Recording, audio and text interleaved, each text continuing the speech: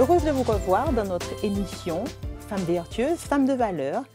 Nous accueillons Jacqueline Marianne. Bonjour Jacqueline. Oui, bonjour Véronique. Avec elle, une fois de plus, nous allons parcourir des tranches de vie et découvrir qui a façonné Jacqueline, quelles sont les valeurs qui portent. Une petite astuce, un petit conseil de Jacqueline, parce que c'est une amoureuse de la nature.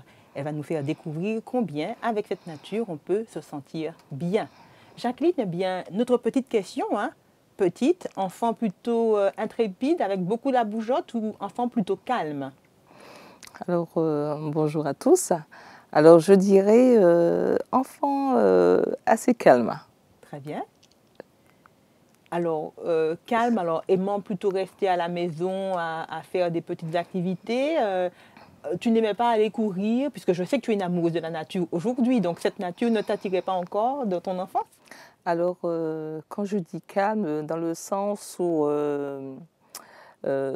comparativement par exemple aux frères et sœurs, voilà, par exemple, qui faisaient un petit peu certaines petites choses qui déplaisaient aux parents, moi je m'abstenais parce que bon, comme on dit, quand on a peur de la ceinture, on faisait un petit peu attention. Un peu plus attention. Ah, okay, voilà, plus par rapport à ça. Mhm. Mais sinon, j'aimais comme tous les enfants courir, aller dans la nature, se promener, gambader. Et ça, c'était quelque chose de merveilleux, de rester à l'extérieur. Mhm. Alors, ta maman, elle était femme au foyer ou c'était une femme active? Alors, c'est une femme toujours active, active. Et puis, dans le sens où elle nous apprenait aussi, comment dire, à pouvoir se débrouiller dans la vie. Ça, c'est très, très important. Et il y a aussi ma grand-mère. J'ai une grand-mère aussi. Bon, j'avais les deux, mais effectivement, bon, c'est vrai que je ne pouvais pas parler les deux parce que ça va faire trop long. Mais au moins une grand-mère qui était très, très créative. C'est vrai que, bon, il faut dire par exemple le mercredi, parce qu'on était à la maison, quand c'était aussi des vacances, elle profitait, bon, bien sûr, que je sois là pour pouvoir, bon, peut-être pour l'aider également, puisque bon, elle avait un petit peu de difficultés, mais aussi, elle m'apprenait des petites choses, par exemple, confectionner les oreillers avec du vrai coton. Alors, il fallait aller dans la nature, prendre le coton, le nettoyer. Ouais. Bon, c'est vrai que c'était pas évident, c'était un peu dur, d'accord, c'était un peu dur, mais c'était un bonheur après de découvrir son oreiller qu'on pouvait dormir dessus, qui était tout doux. Voilà. Alors, tu n'en fais plus maintenant non, j'en fais plus. Ah oui, à titre trop difficile, c'est trop long. Voilà. Et puis, bon, c'est vrai qu'il faut quand même, dans le sens où avoir beaucoup de patience, parce que, bon, pouvoir le faire. J'ai appris par cela, comment dire, à créer la patience par rapport à ça, d'accord.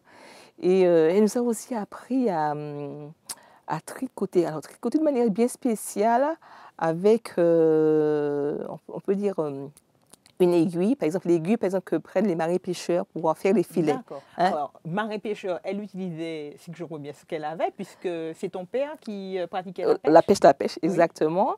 Alors, peut-être effectivement, c'est mon père c'est venu de là aussi, voilà, par rapport à sa mère. D'accord. Alors, ma grand-mère, comme on dit, elle faisait des petits sacs, des petits sacs. Et ça m'a vraiment plu. Alors, je dis, mamie, est-ce que tu peux aussi m'apprendre à faire aussi ce sac? Alors, c'est vrai que ce n'était pas évident. Mais avec persévérance, on arrivait. Après, elle mettait un beau petit tissu de couleur, voilà, à l'intérieur, avec un beau fil. Et on avait ce petit sac, voilà, pour pouvoir sortir. Et c'était merveilleux. Sac unique. Voilà, unique. Okay, très bien. Et cet aspect, justement, on a parlé de la pêche. Je sais que ton père aussi, tu as beaucoup appris auprès de lui. Est-ce que tu peux nous en parler un peu? Alors, avec mon père, c'était assez spécial. Alors, lui aussi, bon, bien sûr, c'était le mercredi, que nous étions à la maison. Oui, on en profite. Voilà, on profite. C'est vrai que je pense que c'était le seul moment, en même temps qu'il était agréable, mais en même temps qu'on n'aimait pas. Et pourquoi? Pourquoi? Parce que, bon, il fallait rester, parce que c'était quand même notre jour, on avait envie de courir, de s'amuser. Ouais. Et ce jour, il profitait. Alors, quand c'était vraiment la période, par exemple, qu'il faisait, par exemple, des grands casiers pour les poissons, eh bien, ce jour-là, tout le monde devait être assis pour pouvoir attacher le casier. D'accord. Alors, on comprend que bon, ce mercredi, on a envie de s'amuser et il fallait l'aider à pouvoir, comment dire, faire les casiers, disons, attachés. Hein, il fallait l'aider.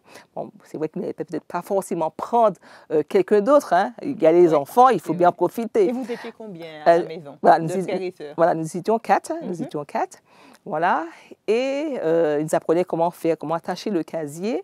Et non seulement l'attacher, mais aussi, après, quand c'est terminé, de pouvoir la porter au bateau. Okay. Alors, il y avait un parcours quand même à faire, hein, voilà, pour transporter. En plus, c'était pas un petit casier, c'était un grand casier. Ils étaient quand même 4 hein, pour porter le casier, parce que c'était assez lourd, assez grand. Et c'était un bonheur. Bon, en même temps, c'est vrai que ça nous faisait un peu le jeu, on s'amusait en même temps. Et par là, effectivement, on apprend que, bon, pour pouvoir arriver à certaines choses, il y a des fois des sacrifices. Il y a des sacrifices. Ouais. Et tout ne vient pas comme ça sur la main, hein, même pour lui, parce que bon, pour pouvoir effectivement avoir, comment dire, le poisson, il faut d'abord faire le casier. Hein, et ça participe à tout le monde, même si effectivement ça prenait du temps sur notre temps, comme on dit. Voilà. Et j'ai eu aussi le bonheur aussi d'aller aussi à la pêche avec lui. Hein, ça reste une fois, puisque bon, ce jour-là, c'était aussi très difficile, hein, parce que bon, ça bougeait beaucoup. On est malade dans le bateau. Tu as pu te rendre compte, en fin de compte, de la difficulté du métier. Voilà, exactement. Et je pense que ce jour, Dieu m'avait béni, parce que ce jour-là, j'ai pêché un poisson. Hein? Alors, je puis vous dire, ce n'était pas près de la côte. Hein. C'était vraiment, comment dire, très loin. Comme ils disent, alors je cherche le terme. Je ne pouvais pas beaucoup t'aider. À mi-clon, voilà, à mi-clon. On ne voit pas la terre. Oui. On voit pas la terre. Et ce jour-là, j'avais pêché une dorade, un grand poisson. Et bon, c'est vrai qu'il m'a aidé un petit peu parce que bon, c'était un petit peu lourd. Mais ça fait très longtemps, comme je dis, peut-être 11 ans à peu près, et c'est resté gravé jusqu'à aujourd'hui. Certainement de beaux souvenirs. Voilà, exactement. Alors, avec ces beaux souvenirs, qu'est-ce que les parents, alors, je vois que c'est une famille qui est au travail, hein, qui ne s'assoit pas là en attendant, on est à l'ouvrage, eh bien, on développe la patience. Quelles sont les autres valeurs? Qu'est-ce qu'on aimait enseigner dans ta famille, aussi bien papa, maman ou la grand-maman qui était là? Qu'est-ce qu'on aimait dire aux enfants? Qu'est-ce qu'ils chouchoutaient comme valeur à la maison? Qu'est-ce qu'il fallait faire pour être quelqu'un d'épanoui, de bien? Alors, comme elle nous enseignait la patience. Je disais, si tu veux arriver à quelque chose, il faut avoir la patience. Et je pense que bon, tout en faisant effectivement ces petits paniers, voilà, ces petits sacs ça avec nous, voilà, et voilà, et nous transmettait ces valeurs. Hein. Tu vois, après c'est un beau sac, mais avant qu'il ne soit beau, hein, il faut comment dire, t'asseoir. Il faut prendre sur ton temps. C'est vrai que peut-être en ce moment, peut-être tu serais en train de courir, voilà, mais il faut t'accorder du temps aussi de qualité hein, pour pouvoir faire les choses pour toi. Hein. Et ça aussi, quelquefois, on dit chez nous, on veut avoir le beurre et l'argent du beurre. Hein. Et ça, c'est aussi très important de pouvoir, comment dire, dans le sens où avoir du temps de qualité pour faire les choses. Hein, et les faire bien. Et les faire bien, hein, prendre sur soi. Alors, il y a cet aspect. Et puis, l'aspect aussi de persévérance. Parce que par moments aussi, c'était difficile. On a envie d'abandonner, hein, parce que c'est difficile.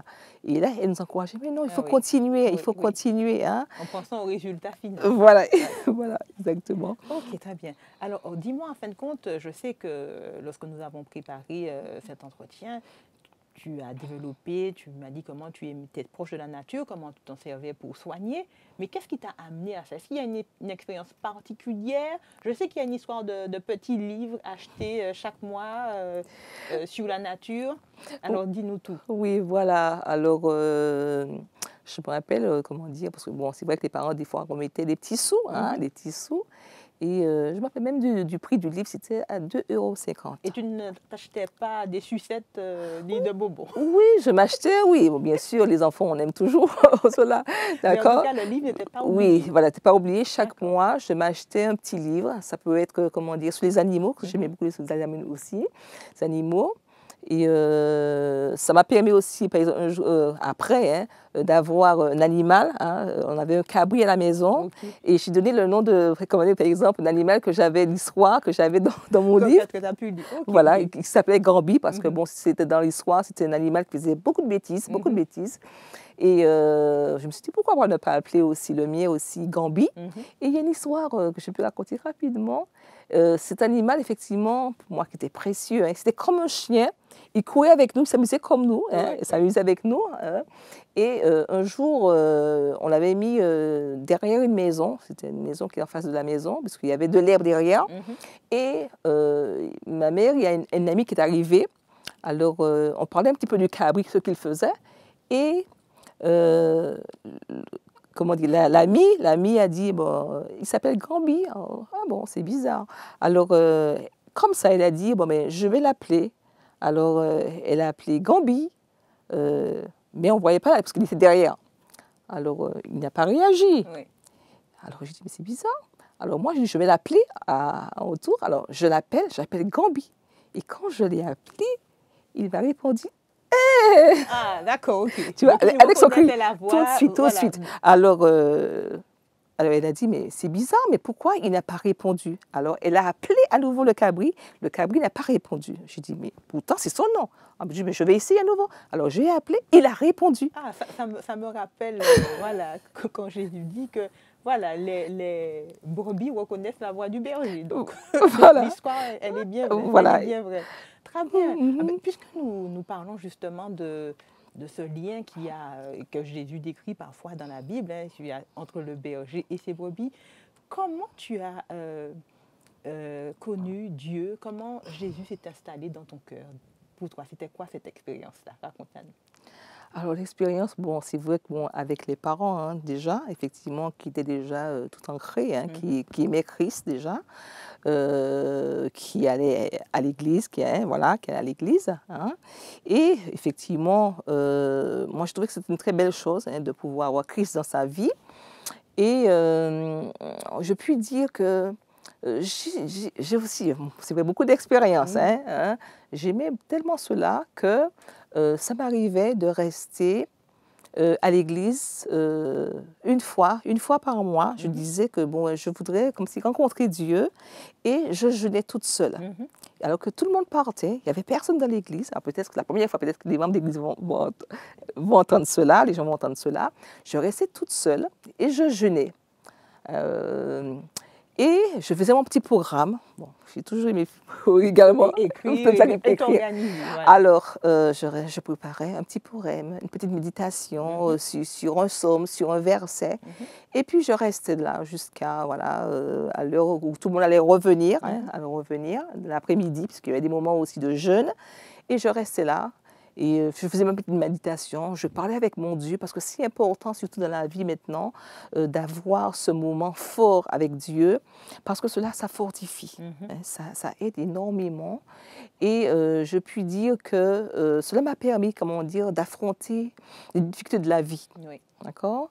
Et en le faisant ainsi, d'accord, je me suis rendu compte qu'on est plus fort, par exemple, quand on passe des moments personnels avec Dieu.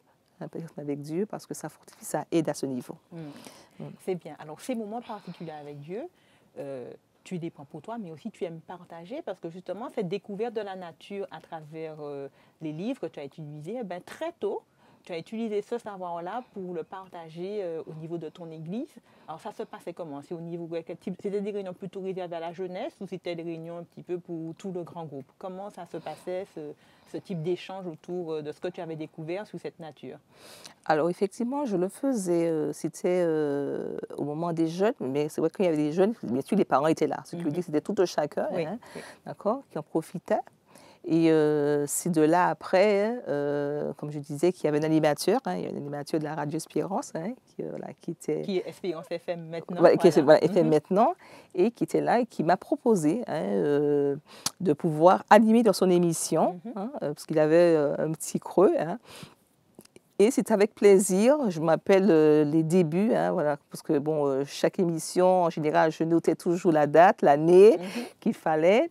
Et quand je revois effectivement ce petit carnet, alors j'avais noté, c'était en 1982. Oui. Ça fait déjà belle lurette. C'est ça. Ça fait de très, très longtemps. Et voilà, bon, après, bien sûr, je suis restée un moment, après j'ai arrêté, j'ai recommencé à nouveau, et que j'y suis, hein, voilà, j'y suis, je suis On revenue. reviendra Ouais. justement en fin d'émission, on reviendra pour parler un petit peu de cette émission que tu animes toujours autour des plantes. Alors, tu as tellement aimé cette nature, tu as tellement découvert de belles choses, donc il y a eu cette formation de naturopathe. Voilà, Voilà. exactement. Et cet objectif, alors, tout ce qui évolue autour de la santé physique, tu t'intéresses à cela. Voilà, je voulais à cela. Également, j'encourage aussi à pouvoir aussi planter, d'accord, planter, puisque personnellement aussi, Ouais, c'est vrai. effectivement que je plante, hein. Et alors, ce qui veut dire, on prend soin, on va cueillir certaines petites choses, on va acheter finalement dans le commerce, mais je dis, mais pourquoi pas également investir, parce que surtout aujourd'hui, c'est mieux que chacun soit acteur aussi de sa santé. Oui. Sa santé, alors on peut planter, comme je dis, serait-ce en sol, mais par exemple, si on n'a pas beaucoup d'espace, oui. on peut planter aussi hors sol. Alors hors sol, par exemple, comme j'ai fait, alors j'ai pris des sacs, d'accord. Bon, bien sûr, j'ai mis tout ce qu'il fallait dans le sac, planter, le fumier, voilà, un petit peu de tout. Mélange de terre. De terre, voilà. Et on met son petit plant. Alors, j'ai pu planter effectivement de l'igname, hein, de l'igname en sac, d'accord. Planter également du chouchi en sac, d'accord. J'ai même un citronnier aussi dans un bac également. Et c'est un bonheur effectivement d'aller dans sa nature et puis de découvrir un petit peu ce qu'on a planté, hein. Ça c'est vraiment un bonheur, mais bien sûr à part ça aussi, des plantes médicinales aussi, hein, que je recommande aussi à tout un chacun de pouvoir aussi planter quelques petites plantes. Ça peut être des feuilles de doliprane, ça peut être par exemple, qui est bon par exemple pour les problèmes par exemple, de douleur abdominale, les problèmes de ventre, hein. D'accord, il y a beaucoup d'expériences sur ça, on n'a pas vraiment le temps de raconter. Également, le chardon béni, des petites plantes comme ça qu'il faut avoir à la maison parce qu'il y a une petite urgence, par exemple, il y a une gastro. Mais qu'est-ce que je fais pour mon enfant? Tout de suite, je peux prendre ce petit feuillage-là qui peut aider, hein, dans ce sens-là. Bon, j'ai eu ce bonheur de le faire un jour, mon fils avait une gastro. J'avais tout essayé, rien n'avait marché, hein, rien n'avait marché. Et heureusement que j'avais une amie aussi qui était dans les plantes, hein, qui m'a conseillé. Et bon, de là que j'ai pu effectivement savoir pour cette plante et que j'ai pu l'aider. Hein. D'accord. Alors, dis-moi, est-ce que... alors, on a parlé de la grand-mère qui apprenait à faire des sacs, mais cette connaissance des plantes, tu l'as eu à travers les livres, puis en formation, ou encore dans la famille, il y a une autre personne aussi qui s'est intéressée à cet aspect des plantes aussi? Alors, effectivement, alors, il y a des livres, d'accord. Il y a aussi ma grand-mère également, l'autre grand-mère, d'accord, que j'avais aussi. Et également ma mère aussi, hein, qui est également aussi, comment dire, qui connaissait les plantes aussi. Hein. Alors c'est un petit peu la famille, hein, un petit peu la famille. Vous avez gardé ça. Voilà, donc vous avez gardé de belles choses, patience, persévérance, et puis ce savoir qui est important pour se soigner, pour être mieux physiquement. Vous avez gardé ça, on peut dire, et tu transmets, enfin tu gardes et tu essaies de transmettre voilà. à nouveau au niveau des enfants. Voilà, au niveau des enfants, comme au niveau de... Quand je suis aussi à la radio, parce que je dis le bonheur, ce n'est pas simplement de m'écouter, d'accord, d'écrire telle vertu, mais aussi c'est de vous pousser aussi donc, à vous investir, de pouvoir aussi planter.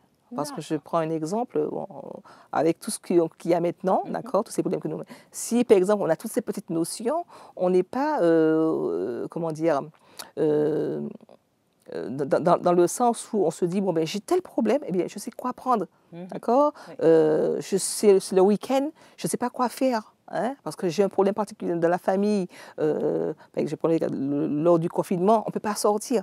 Ah ben, je peux me débrouiller en attendant. Et ça, c'est important, quelle que soit la profession que nous faisons, que nous devons avoir, comment dire, recours à la nature, savoir comment faire pour pouvoir s'en sortir. Ça, c'est très important. Très bien. Alors, nous vous invitons à rester avec nous. Nous revenons dans quelques instants avec Jacqueline Marianne, qui est notre invitée, pour toujours parcourir ces tranches de vie avec elle et découvrir comment Dieu agit encore dans sa vie. Merci.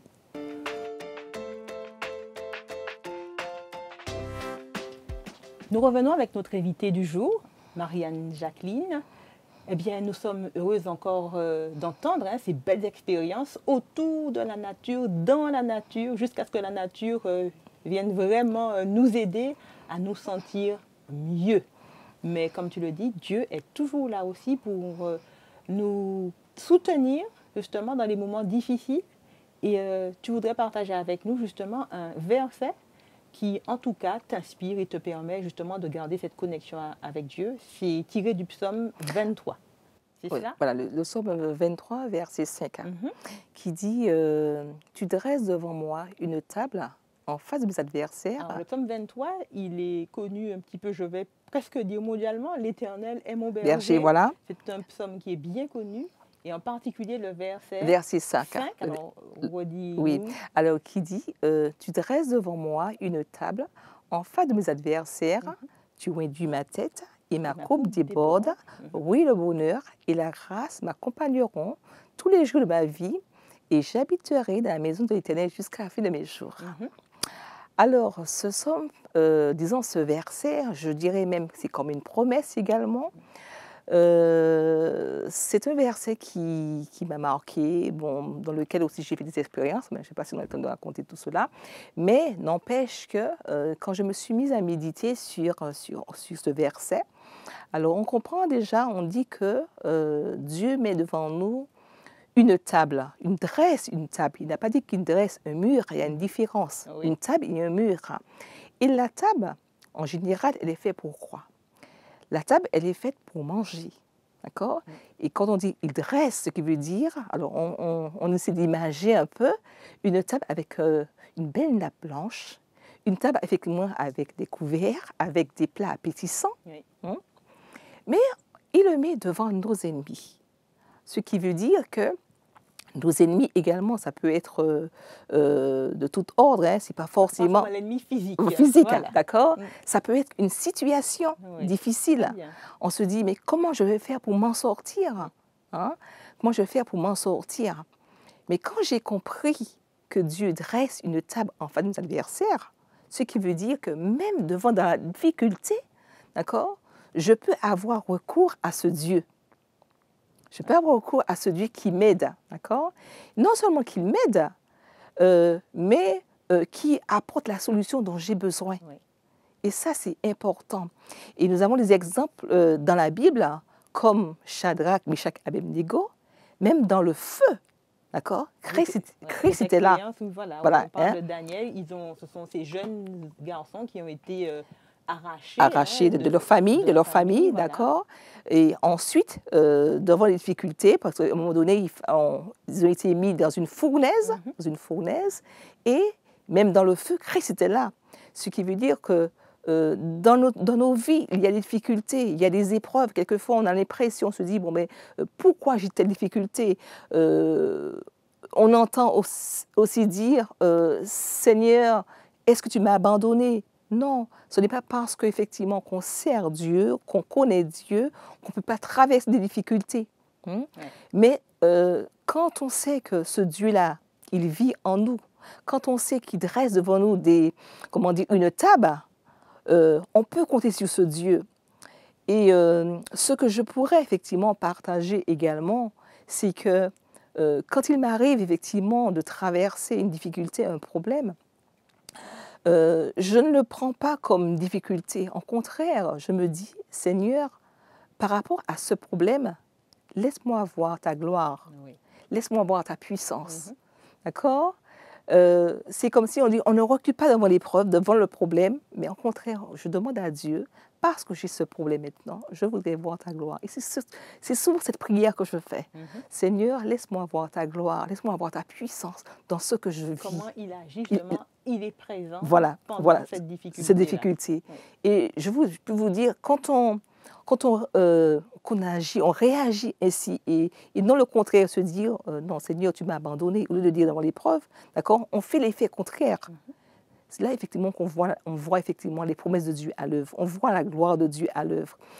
Et je puis dire, s'il y a une toute petite expérience, hein, si je me permets, dans ce sens-là, lors, par exemple, du confinement, c'était un moment qui était très dur, Oui. d'accord? Mais au niveau de la profession, c'est dur quand il y a cette période qu'on ne peut pas sortir, on ne peut pas faire comme on veut, d'accord, certaines choses. Eh bien, au lieu que ce soit, comment dire, financièrement être dans le rouge, d'accord, je voyais avec l'aide de Dieu, c'était dans le vert. Ouais. Hein. Et non seulement il me donnait, mais il me donnait aussi pour encore aider les autres. Les autres, ouais. Et je disais, mais Seigneur, mais tu es grand, tu es merveilleux, malgré la situation, comment ta main, elle est là, comment ta main, elle est puissante, comment tu agis. Alors, la table, elle est bien Bien dressée dressée. et elle est bien garnie. Voilà, elle est bien garnie. Et c'est un bonheur, je dis, vraiment de servir Dieu, d'avoir Dieu dans sa vie, parce que la vie n'est pas rose, mais avec Christ, on voit autrement. Mhm. On voit autrement. Même si, quelquefois, bon, ça nous arrive peut-être de pleurer, de souffrir, hein, des difficultés, mais on a ce réconfort, on a ce soutien qui nous aide. Alors, quelle que soit la difficulté, quelle que soit, comment dire, je pourrais même dire, notre profession, il faut avoir Christ dans sa vie, c'est important. Alors, moi, j'aime beaucoup cette image, hein, effectivement, pas cet ennemi physique, mais les difficultés que nous allons rencontrer de tout ordre. Cette table est là jusqu'à faire déborder la coupe, puisque tu nous dis, hein, pour toi, ça a été le cas. Ça a été le cas. Tu as eu pour toi et ta coupe va déborder, donc tu peux encore redonner. C'est Voilà. ce que tu aimes faire. Donc, tu as bien appris à développer la patience, à être persévérance, et justement, tu n'hésites pas à redonner. Et justement, nous avons dit que nous parlerons vers la fin de cette émission de cette animation au niveau d'Espérance FM. Donc, ça se passe le jeudi. le jeudi. Tous les jeudis en 15, effectivement, on retrouve l'émission qui est que ton aliment soit ton médicament. Ton médicament. On apprend les vertus des plantes, on apprend à se soigner avec les fruits, les légumes que nous avons, d'accord, pour notre bien-être. Alors, Espérance FM, c'est sur 91.6, sur la bande FM.